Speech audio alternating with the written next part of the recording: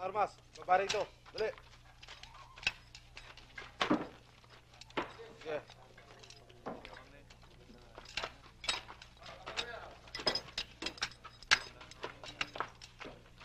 Senyor.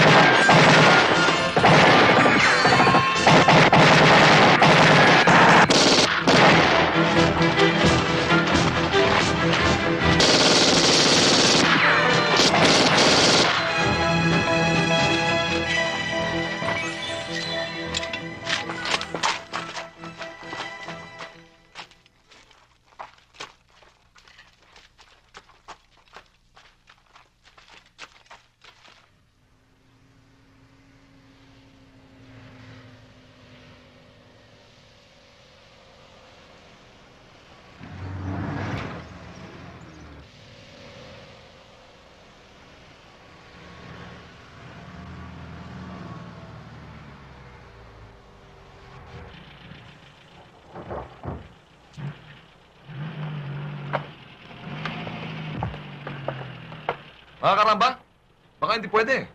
Pwede, abante.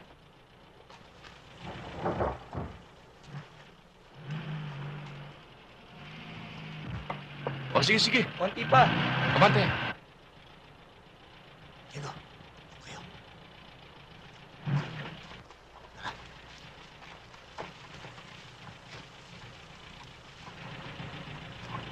O, dahan-dahan.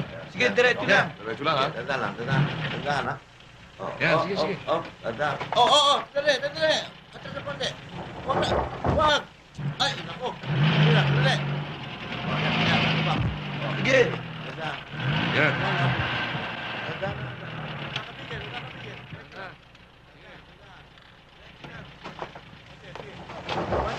Yan. O. Tandaan. Sige lang. Diretso lang, ha? Diretso, huwag. Yan. Sige. Okay. Ano, makakaya pa ba? Kabig sa kaliwa. Medyo na yan. Sige, kalbis sa Tandaan kaliwa. lang, ha? Sige, diretso. Tandaan. Yan. Tama yan. Okay.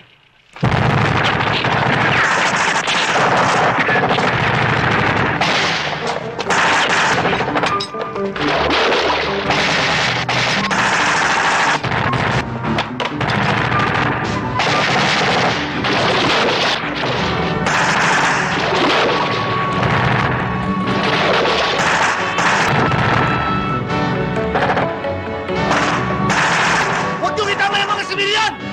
Huwag niyong itamay! Diego! Huwag!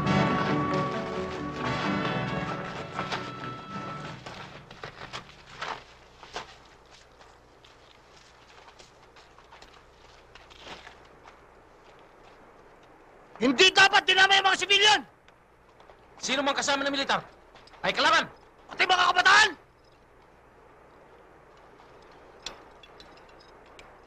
I'm terribly disappointed, Major. Maraming nalalaga sa ating mga sundalo.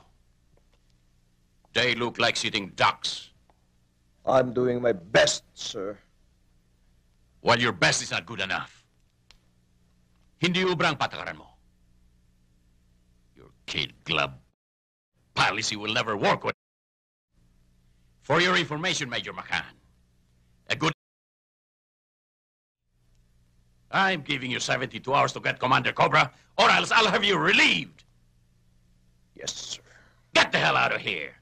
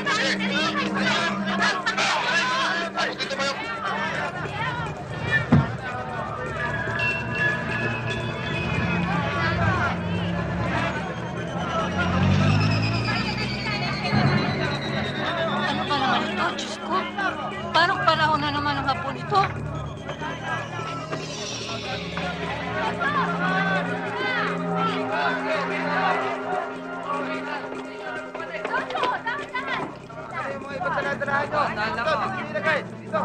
Isa lang naman eh. Ale, dahan-dahan o, ale. Ito nga ito.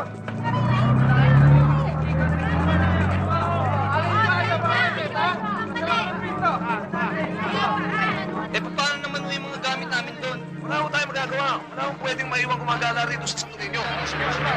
Sige, hindi naman din kami. Mabilis!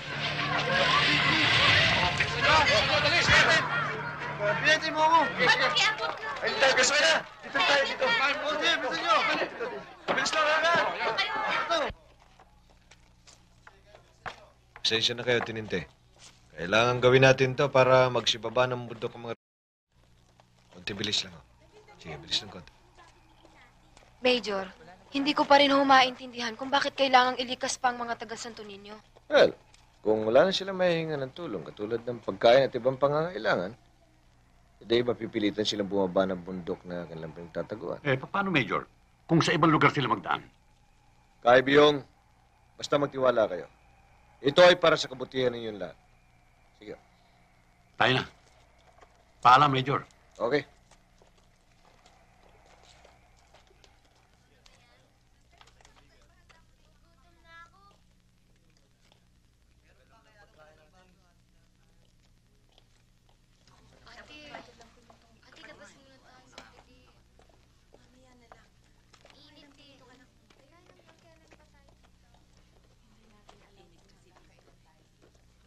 Mamamatay ang aming mga tanim kapag napabayaan, Major. Major, sa bukid lang kami umaasa namin ikabubuhay. Sino ngayon ang mag-aasikaso sa aming mga bukid? Paano naman ang mga bahay namin, Major? Ang mga hayop namin, pag nangamatay ba yun, babayaran mo kami? Kailangan ko namin gawin to. Katulad nga nabanggit ko sa inyo. Yung mga yan lumalakas dahil sa mga ordinaryong mamamayan ng Santo Niño. Dahil sa pagkupkop at pagbibigay pagkain sa kanila. Pero hanggang kailan tatagal ito, Major? Well, sa lalang madaling panahon. Pansamantala lang to. Hanggang kailan? Isang araw? Dalawa? Hanggang sumuko ang mga... Sumuko? Paano kung hindi sila sumuko? Saan kami kukuha ng makakain? At paano kung may magkasakit sa amin? Bakit kami ang pinahihirapan niyo, Major? Hindi ho namin kayo pinahihirapan. Niyo kami. Major, hindi totoong dumarami ang mga dahil tinutulungan sila ng mga taga Santo Niño. Dumarami sila dahil lumalala ang paghihirap. Bakit hindi kayo magharap? Bakit hindi kayo mag-usap? Mahirap ang iniisip mong yan. Pero pwedeng subukan.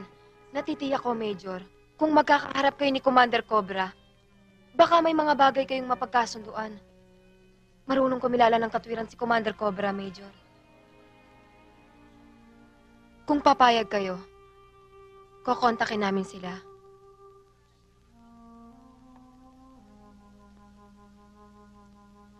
Pinakiusapan ko si Tata Ibyong para samahan ako dito. Gusto kong makarating sa'yo kaagad ang kagustuhan ni Major Macan na magkausap kayo. Inaangaan ko katapangan mo. Ganyang katangian ang kailangan ng mga tao rito para hindi sila maapi. Kailangan matuto silang tumutol at lumaban. Meron pang paraan, Cobra. Kailangang masubukan muna natin ang lahat ng paraan para magkaroon ng maayos na solusyon sa mga problema. Armas at bala lang ang kinalamparaan ng mga militar. Kung ganon, mag-uubusan na lang ba kayo ng armas at bala? Sundalo laban sa... Pilipino laban sa kapwa Pilipino? Posible kayang may manalo? At kung magkaubusan man kayo ng armas at bala, meron pa kayang matirang buhay sa inyo? Hindi ko rin gusto ang mga nangyayari.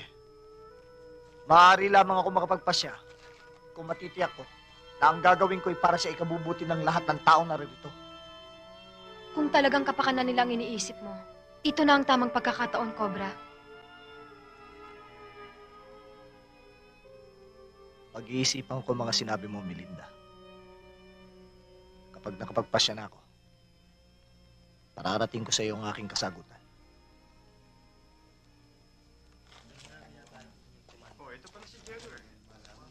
Diego, kape.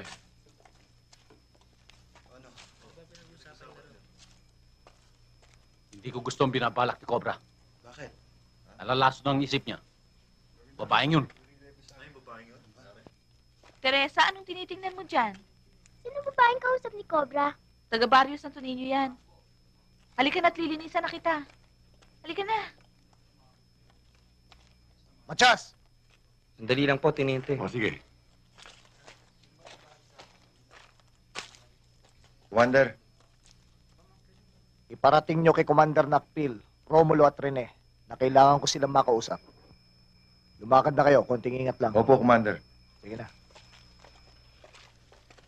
Kailangan malaman ni Magdalena ito.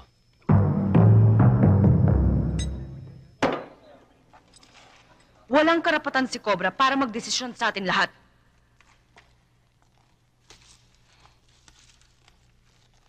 Kailanman hindi ako papayag na magkaroon tayo ng negosasyon sa militar. Sa palagay ko, nasulsulan siya ni Melinda. Sino Melinda? Isang bagong salta sa Barrio Santo Niño. Sa tingin ko, dapat kumilos ka. Napapansin ko na uhuhulog ang loob ni Cobra sa babaeng yon. Isusunod ko siya pagkatapos ng binabala ko. Kampay,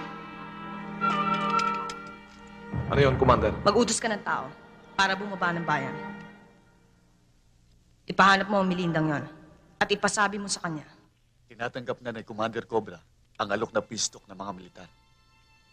Saan at anong oras? Sa mag-asawang ilog, 2:00 ng hapon, sa Karin. Ganun ba? Iparating ninyo kay Commander Cobra na napakalaking bagay ang gagawin niya para sa mga taga Santo Niño. Asahan mong makakarating. Alis na kami. Tena.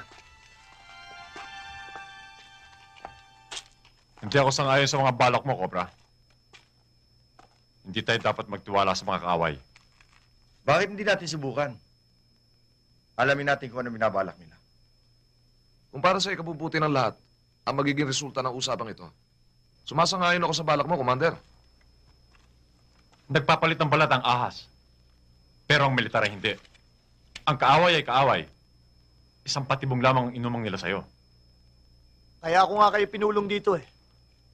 Para malaman ko kung anong opinyon ng bawat isa. Huwag mo sabihin pinanghihinaan ka na ng loob, Cobra. Bakit? Naduduwag ka na ba? Mag-ingat ka sa pananalita mo, Romulo. Sa lahat ng ayoko, yung tinatawag akong duwag. Hindi duwag si Cobra! Matapang siya! Ikaw ang duwag, hambog! Layin niyo yung batang yan! Wala makikialam!